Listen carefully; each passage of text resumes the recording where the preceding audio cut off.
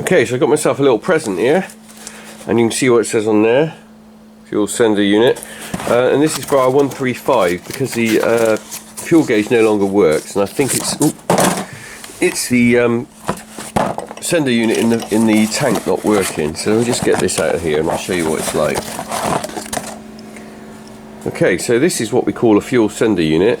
So that bolts into the top of the tank there, and this little float here comes up and down there depending on the level of fuel, rises like that, and presumably that creates electric circuit there on that little dial on the side there.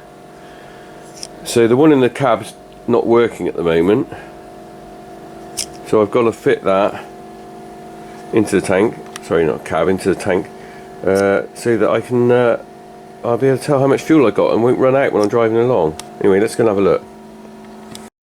Okay, so here's our old 135. So we're going to have a quick look at that. I'll just show you the fuel gauge first and show you it's not working, and then we'll have a quick look in the engine and see, or by the fuel tank, where the problem is. Okay? Right, so here's the fuel gauge there, and you can see there it says empty. Now I'm going to turn the engine on. And you see there, it's saying full, but the thing is, I know that this tank is half full, or less than that, so it's basically not really doing what it should do. So let's go and have a look.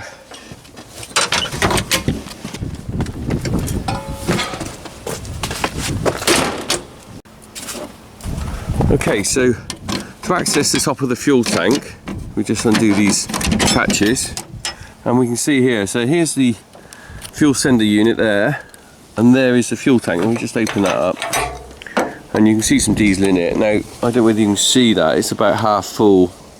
You can just about see it in there. Well, according to that dial in the cab just now, it was saying full, so it's obviously not. So what I've got to do then is hopefully fairly easy. I'll undo these two wires.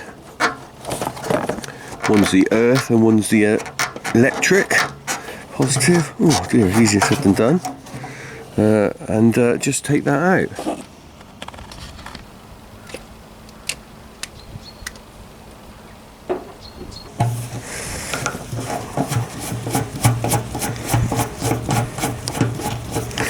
Try not to lose these screws, because I can't remember whether actually it came with screws in the pack with the new fuel sender unit.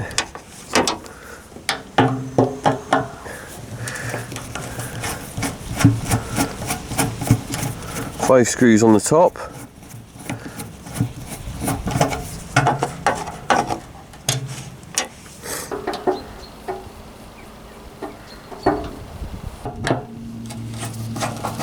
So that's the last screw coming out.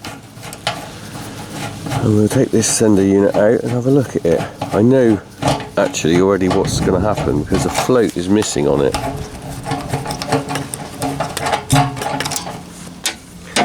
Okay, is this going to come out easily or not?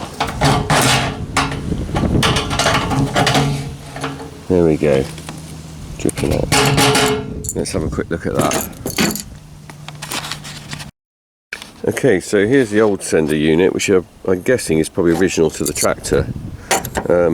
Made in England for starters. You don't get many things made in England, isn't it?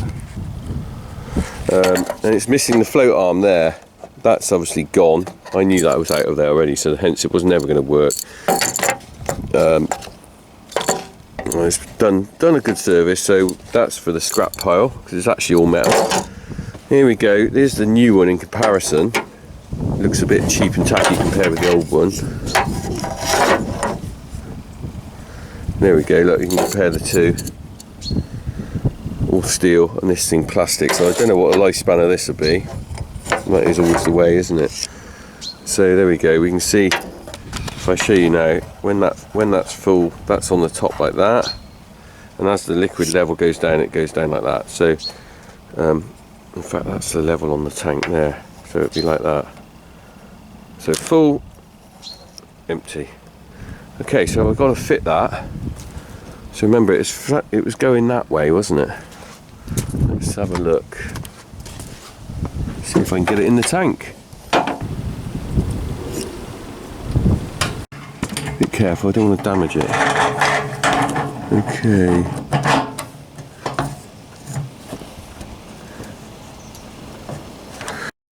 Okay, so now I've got to line this up with the holes that are already drilled in the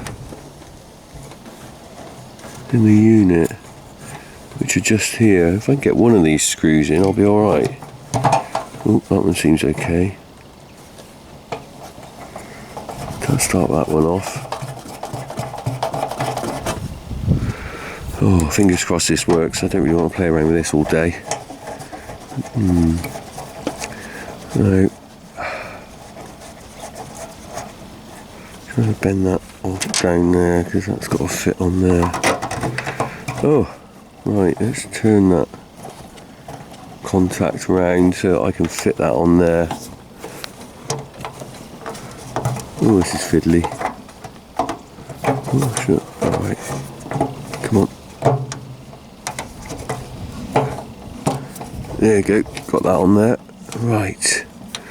So I need to put the earth on there.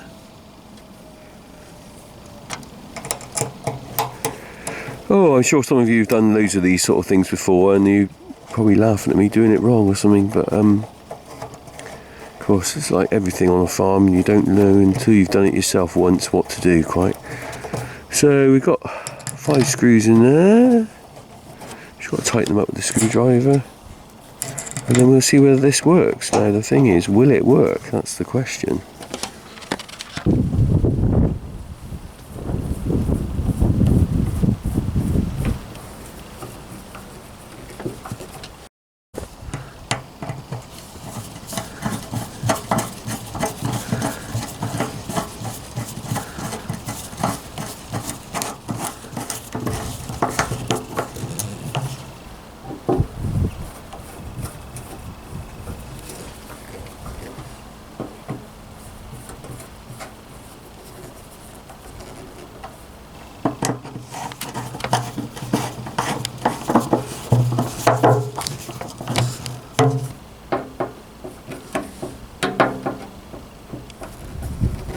Okay, let's give it a go.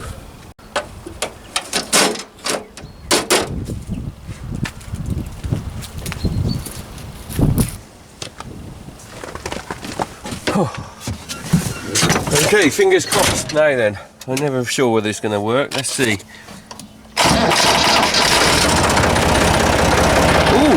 look at that. That's beautiful. Just over half full. I'm not convinced that that's 100% accurate, mind. But it's better than when it didn't work at all. Look at that. There we go. Try it again. Ooh. Put the stop in. Start out, it doesn't sound that good. There we go. So we've now got a working fuel gauge. 3,